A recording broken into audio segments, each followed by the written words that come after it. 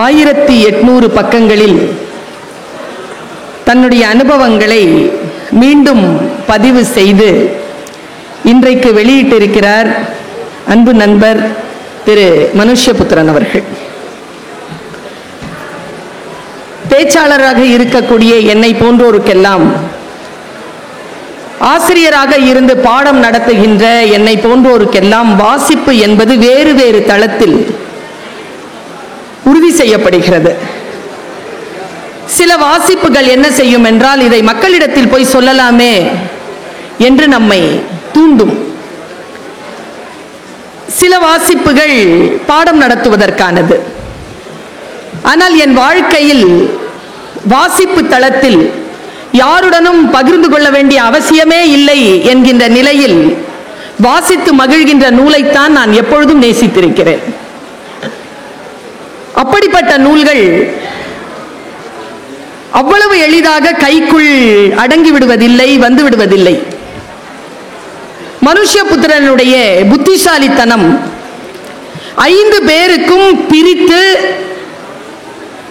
இந்த கவிதைகளை அனுப்பியிருக்கிறார். தொலைபேசியில் தொடர்பு கொண்டு நான் பேசும்பொழுது சொன்னேன், மனுஷ்யபுத்திரன் அவர்களே, உங்களுடைய கவிதை நூல்களின் வெளியீட்டு விழாவில் மட்டும் ஐயோ நான் கொண்டு வந்த நோட்ஸ் எல்லாம் இவர் பேசிட்டாரே என்று யாரும் கவலைப்பட தேவையே இல்லை, அவ்வளவு கவிதைகளை நீங்கள் எழுதுகிறீர்கள் என்று நான் சொன்னேன்.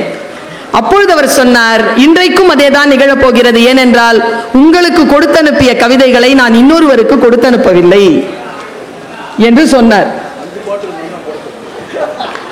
இந்த குருநாதர் தான் இதை 5 பகுதிகளாக பிரித்து தந்திருக்கிறார். அவர் மொழியில் சொன்னால் 5 குவார்ட்டர்களாக அவர்தான் பிரித்து தந்திருக்கிறார் என்று BK அவர்கள் இப்பொழுது குறிப்பு தருகிறார்கள் மேடையிலிருந்து.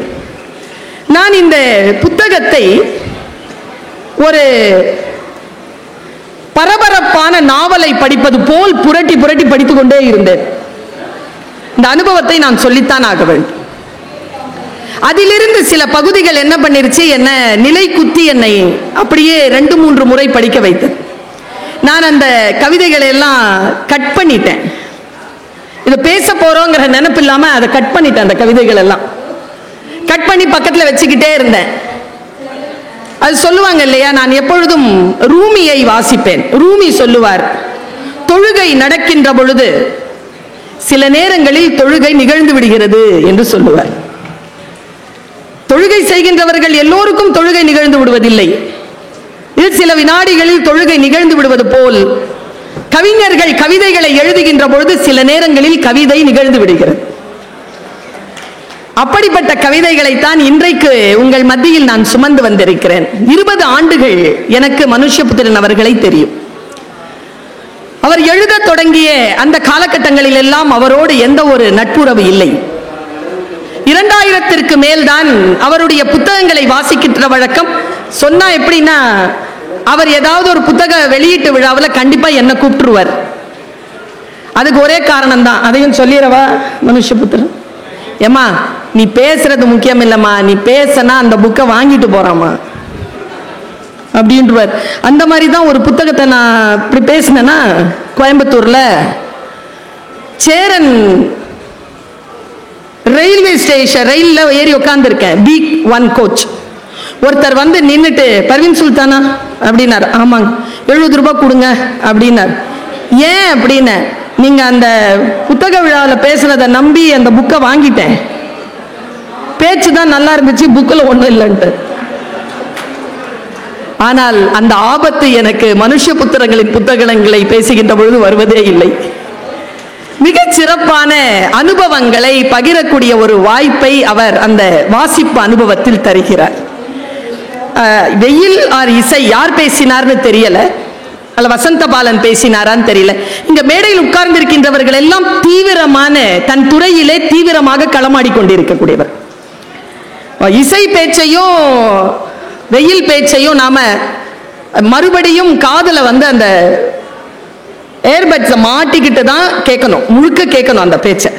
அது வெளி அரங்கத்திற்கான பெரும் அரங்கத்திற்கான பேச்சு அல்ல, அது நமக்கான பேச்சு.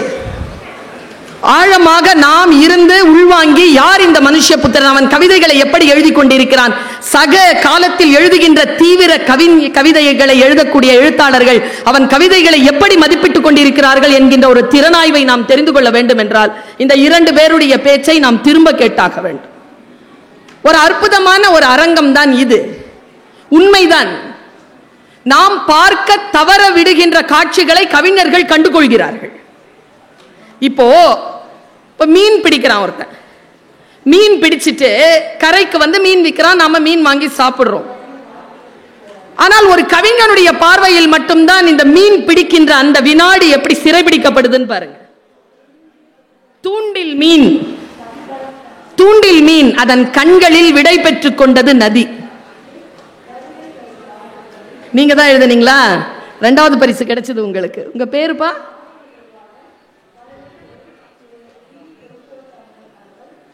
அந்த கவிதை எழுதுகின்றவர் இந்த அவையில் இருக்கிறார். இந்த அவை எவ்வளவு தீவிரமான அவை பாருங்க. மிக முக்கியமாக நாம் காண தவறுகின்ற ஏதோ ஒரு பக்கத்தை அந்த கவிஞருடைய கண்கள் கண்டுகொள்கின்றன. என்ன வித்தை தெரியுமா? அதை அவர்களுக்கு பதிவு செய்ய வருகிறது, அவர்களுக்கு மொழி கைகூடுகிறது. நான் இப்படி யோசிக்கிறேன், தற்போதைய தலைமுறையினுடைய மன தவிப்பை மனுஷ்யபுத்திரன் போல் வேறு யாரும் பதிவு செய்யவில்லை என்கின்ற வாக்குமூலத்தை என்னால் தந்துவிட முடியும். ஒரு கவிதையில் அவர் எழுதுறார், நான் மிக நெருங்கி அவருடைய கவிதைகளோடு நான் நெருங்கி பயணப்பட்ட தருணங்கள் மிக அற்புதமானவை. அவர் சொல்றார், ஷூக்கு பாலிஷ் போட்டுட்டு இருக்கிற ஒரு சிறுவனின் தலை அசைவை பார்த்தால் என் உள்ளம் பேரன்பினால் பொங்குகிறது என்று எழுதுகிறார். இதை யாரால உணர முடியும்? ஒரு கவிஞனால் மட்டும்தான் அதை பார்க்க முடியும். அந்த ஷூ பாலிஷ் போட்டு இருக்கிற அந்த குழந்தையினுடைய தலையை, அந்த சிறுவனுடைய தலையை பார்த்து மனதில் பேரன்பு பெருக்கெடுக்கிறது என்று சொல்லக்கூடியவர் மனுஷ்யபுத்திரன். மனுஷ்யபுத்திரன் திராவிட முன்னேற்ற கழகத்தில் இந்த பொறுப்பில் இருக்கிறார், நூலக ஆணைய குழுவிலே இந்த பொறுப்பு, அதெல்லாம் இல்ல. மனுஷ்யபுத்திரனை பற்றி வரலாறு எழுதும் என்றால் அவனை ஒரு கவிஞனாக, ஒரு படைப்பாளனாகத்தான் இந்த வரலாறு குறித்து கொள்ளும். 40 வருஷமா எழுதுறார். 50வது நூல் சாதாரணமான விஷயம் அல்ல. ஒரு பிசாசு மாதிரி, ஒரு ராட்சதன் மாதிரி எழுதிக்கிட்டே இருக்கிறார். இப்படி சொல்றேன் பாருங்களேன். அவருடைய கவிதையில என்ன டப்புன்னு பிடிச்சது என்ன, நான் காலேஜ்ல டீச்சரா இருக்கிறேங்க. 17 to 19 வயசு இருக்கக்கூடிய குழந்தைகள் தான் என்னுடைய மாணவியர். கடந்த 23 ஆண்டு காலமாக அவர்களோடு தான் என்னுடைய 8 மணி தியாலம் கழிகிறது. அவர்களுடைய வாழ்க்கையில அந்த 23 ஆண்டு காலமாக அந்த ஜெனரேஷனுடைய மென்டாலிட்டி, சைக்காலஜி எப்படிலாம் மாறிட்டு இருக்குங்கிறத நேரடியா பார்க்கிறவள் நான். அதுல இவர் ஒரு கவிதை எழுதியிருக்கார். இங்க நிறைய யூத் வந்திருக்கிறீங்க, கண்டிப்பா இதை ஏத்துக்குவீங்க. இந்த நகரத்தில் ஒரு நாள் செல்போன் ரீசார்ஜ் செய்ய மின்சாரம் இல்லாவிட்டால் 1,00,000 காதல்கள் சந்தேகத்திலும் பதற்றத்திலும் மூழ்கிவிடும். இவ்வளவு பயமா இருக்கு தெரியுமா? ஏன் தெரியுமா? அது அவ்வளவு உண்மை, அவ்வளவு உண்மை. அது காத்திருப்பு என்பதெல்லாம் கிடையவே கிடையாது.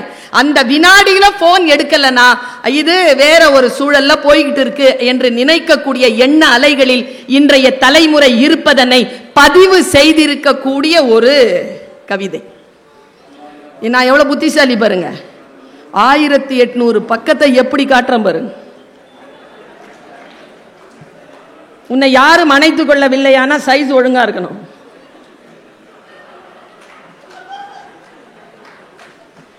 ரொம்ப அழகான ஒரு கவிதையை சொல்றேன். பெண்கள் நிறைய பேர் இருக்கிறீர்கள்ல, கவனம்.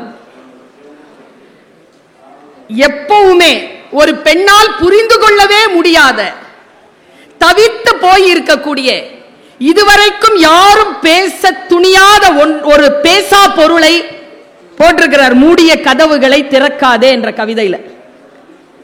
பெண்களாக இருந்து இதை புரிந்து கொள்ளலாம் என்று நான் நினைக்கிறேன். சில ஆண்களுக்கும் அது வாய்க்கும். பெண்கள் கொஞ்சம் ஃபோர்ஸா இருந்தாங்கன்னா. உன்னை ஏமாற்ற வேண்டும் என்று யாரும் எதையும் உன்னிடம் இருந்து மறைக்கவில்லை.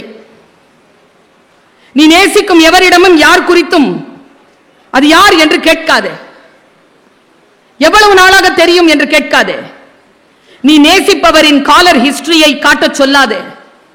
அவர்களின் இன்பாக்ஸை திருட்டுத்தனமாக திறக்காதே. இரண்டாம் அழைப்பில் இவ்வளவு நேரம் இருந்தது யார் என திரும்ப திரும்ப கேட்காதே. உனக்கு தர மறுத்த சந்திப்பை இன்னொருவருக்கு தருவது ஏன் என முறையிடாதே. உன்னை ஏமாற்ற வேண்டும் என்று யாரும் எதையும் மறைக்கவில்லை. உன் மீதான கருணையினால் தான் அது மறைக்கப்படுகிறது. கோவத்துல உங்களுக்கு அப்படியே வந்து விஷம் வச்சு கொன்னுடலாமான்னு தோணுச்சு. உன் இதயம் ஒரு கண்ணாடி கோப்பை போல சிதறாதிருக்கத்தான் அது மறைக்கப்படுகிறது. உண்மைகளுக்கு உன்னை தயார்படுத்திக் கொள்ளவே அது மறுக்கப்படுகிறது. இப்பதான் வருது உண்மை. உடனடியாக அல்லாமல் நீ ஒரு பனிக்கட்டியை போல அவர்கள் வாழ்வில் இருந்து கொஞ்சம் கொஞ்சமாக உருகி மறையட்டுமே என்பதற்காகத்தான் அது மறைக்கப்படுகிறது. இந்த உறவை இன்னும் கொஞ்ச நேரம் நீட்டிக்கலாமே எனும் விருப்பத்தால் தான் அது மறைக்கப்படுகிறது. குற்ற உணர்வினால் தான் அது மறைக்கப்படுகிறது. உன்னை ஒரு ஞாபக சிற்பமாக மாற்ற அவர்களுக்கும் அவகாசம் தேவைப்படுகிறது என்பதனால் அது மறுக்கப்படுகிறது. காதலர்கள் விரைந்து அழியும் உலகில் மனிதாபிமானம் எவ்வளவு விரைந்து அழிவதில்லை என்பதனால் தான் அது மறைக்கப்படுகிறது. உன் அன்புக்குரியவரின் மூடிய கைகளை பிடிவாதமாக திறக்காதே.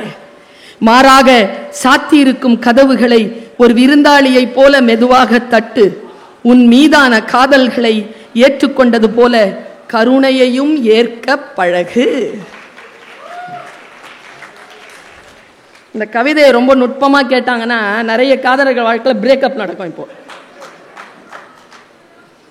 கருணையுடன் இருந்து கடந்து போ என்கிறார். எனக்கு எங்க மனுஷ பிடிச்சிருக்கு தெரியுமா? வெயில் சொல்லுகின்ற பொழுது காதல், பிரிவு, ஏக்கம், கண்ணீர், நான் என்னை ஏன் ஏன் என்கின்ற கேள்வி நான் கேட்கிறேன். இது இல்லாம வேற ஒரு வாழ்க்கை மனிதனுக்கு அகம் சார்ந்து கிடையாது. இந்த அகத்தினுடைய விசாரிப்பு தான் மனுஷ். நம் அகங்களை அவர் விசாரிக்கிறார். அது அவர் மேல தூக்கி போட்டுக்க வேண்டியது இல்லை. அவர் நிறைய தோழிகளை வைத்திருக்கிறார். நிறைய அவர் மீது இருக்க அந்த புத்திசாலித்தனம் அவருக்கு இருக்கும் என்று நான் நினைக்கிறேன். வெயிலுக்கு ஏதோ மனக்கசப்பு நிறையவே இருக்குது. இசை அதை ஆமோதிக்கிறார். இங்க பாருங்க, நான் இதை சொல்றேன், நீங்க வீட்டுக்கு போய் இதை கொஞ்சம் யோசிச்சு பாருங்க. இன்றைக்கு குடும்ப உறவுகளில் நம்மை விட மூத்தவர்களாக இருக்கக்கூடியவர்கள் நம்மிலிருந்து எதை எதிர்பார்க்கிறார்கள் என்று மனுஷ் சிந்திக்கிறார். வயோதிகத்தின் மிகப்பெரிய அவலம் சிறிய அன்புகள், சிறிய கருணைகளுக்கெல்லாம் மனம் கசிந்து கலங்குவதுதான். நீங்க உங்க தாத்தாவுக்கு போய் ஒரு ஹாப்பி பர்த்டே சொல்லுங்களேன், அவர் கண் கசியும். அவர் கண் கசியும். ஏன் தெரியுமா? அது கரெக்டா ரெண்டே வரியில அதுக்கு தீர்ப்பு சொல்றார். இந்த மனித மனங்களின் அவலங்களை விசாரிக்கிறது அந்த இரண்டு வரி. அவ்வளவுக்கா எல்லாம் கருணையற்று இருக்கின்றன. கருணை இல்லாத இந்த உலகம் பெரியவர்களுக்கு ஒரு சிறிய வார்த்தையையும் அன்பையும் கூட தருவதில்லை. அதனால் ஏங்கி ஏங்கி அவர்கள் அது வருகின்ற பொழுது அவர்கள் கண்கள் கசிந்து போகின்றன என்று எழுதுகிறார். ரொம்ப முக்கியமான ஒரு விஷயம், எனக்கு தெரியாத ஒரு விஷயத்தை அவர் சொல்லிக்கொண்டே வருகிறார். அவர்கள் கால்கள் பற்றி நிறைய குறிப்புகளை இந்த புத்தகம் தருகிறது. போன புத்தகத்திற்கு மாற முந்தைய புத்தகத்தில் உடல் எடை குறித்து அவர் நிறைய எழுதியிருந்தார். இப்போ அவர் அந்த கால்களின் வலி குறித்து எழுதுகிறார். நாம எல்லாரும் சாதாரணமா தானே நினைப்போம், போலியோ கால்கள் தானே மரத்து போயிருக்கும். இல்ல, அது வலிக்கும், அது ரொம்ப வலிக்கும். அந்த வலியோடு இருக்கக்கூடிய அந்த கால்களை குறித்து, அதற்குள்ளாக கசிகின்ற அந்த ஈரம் குறித்து, மனிதநேயம் குறித்து, நான் வலிகளோடு தான் ஐயா உன்னை நேசித்துக் கொண்டிருக்கிறேன், உன்னை பற்றி சிந்தித்துக் கொண்டிருக்கிறேன் என்பதுதான் மனுஷ்ய புத்திரனுடைய கவிதைகளின் முகவரி. எப்படி எழுதுறாரு பாருங்க. அவரை பத்தி சொல்ற, அவர்ல நிறைய பேர் நம்ம அப்படிதான், எனக்கு தெரிஞ்சு பிகே எல்லாம் கூட அப்படிதான். அதீத சந்தோஷத்திலும் சரி, அதீத துக்கத்திலும் சரி, அந்த நாளில் தலையிமிருந்து எவரையும் பார்க்காமல் மணிக்கணக்கில் வேலை செய்து கொண்டிருப்பேன். நான் ஒரு நிமிடம் வேலையை நிறுத்தினாலும் இந்த உலகம் என்னை கண்டுபிடித்து விடும். ஒரு நிமிடம் நான் வேலையை நிறுத்தினாலும் இந்த உலகம் நான் சந்தோஷமா இருக்கிறேன் இல்லைன்னா துக்கமா இருக்கிறேன் கண்டுபிடிச்சிரும். அழுவதற்கு நேரம் இல்லாதவர்களை எவராலும் அழ வைக்க முடியாது என்று சொல்லி தன் வேலையின் தீவிரத்தன்மையை பேசுகிறார்.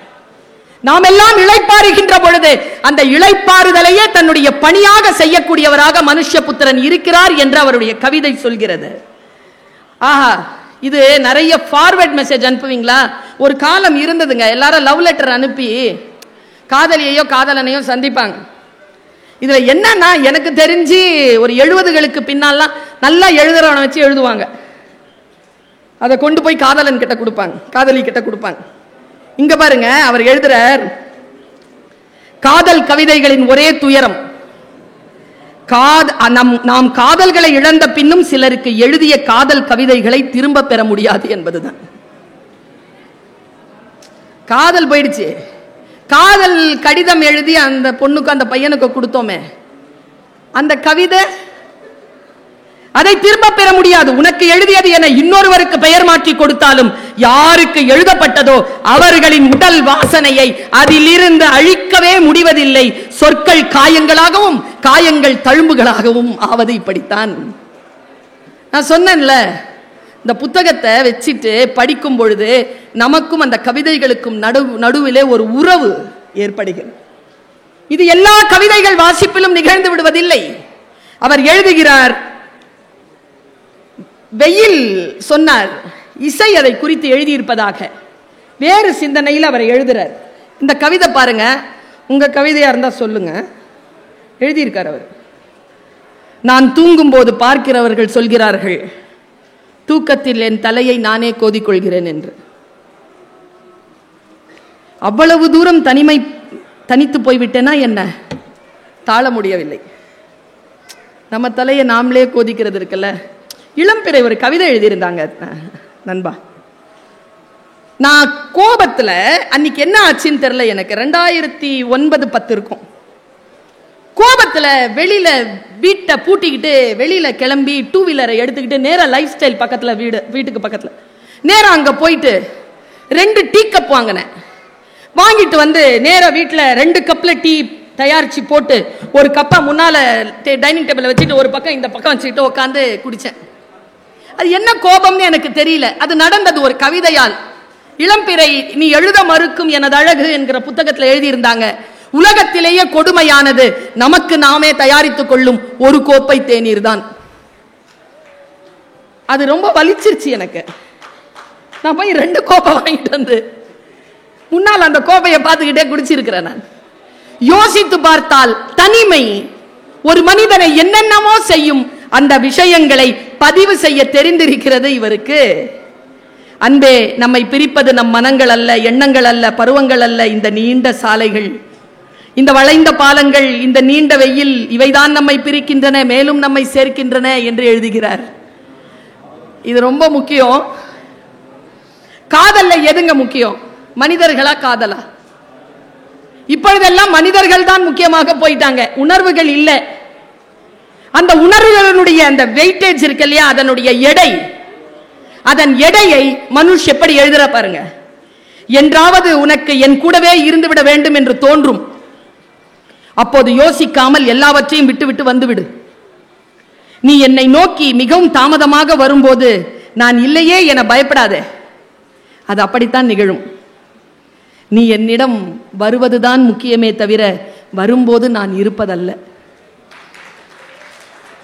நான் இருக்கிறது முக்கியம் இல்லை, அதை விட முக்கியமானது நீ வருவது.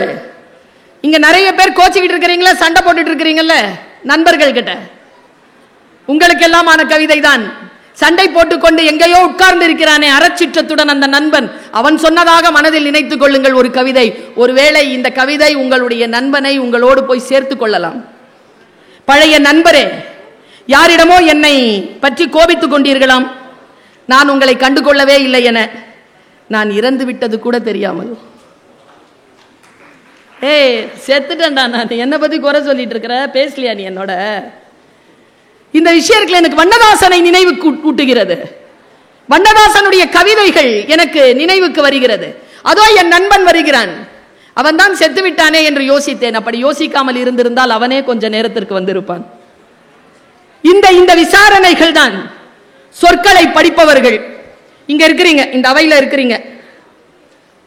இந்த வயசு பத்தி ஏதோ பேசிட்டு இருந்தாங்கல்ல, 50 வயசு ஆயிடுச்சு, எவ்வளவு வச்சுங்க முந்திக்கிட்டு சொல்லுங்க, நான் 50ஓட நிறுத்துறேன்ல. நேற்று 91 வயது மனிதர் ஒருவரை புத்தக கண்காட்சியில் சந்தித்தேன். கூன் விழாமல், கண்களை இடுக்கி பார்க்காமல் நேராக என்னை பார்த்தார். கையில் ஒரு புத்தக பையை சுமந்து கொண்டு இன்னொரு கையில் ஒரு துண்டு சீட்டை என்னிடம் நீட்டி, இந்த புத்தகம் எங்கே கிடைக்கும் என்று பார்த்து சொல்லுங்கள் என்றவிடம் பேச்சு கொடுத்தேன்.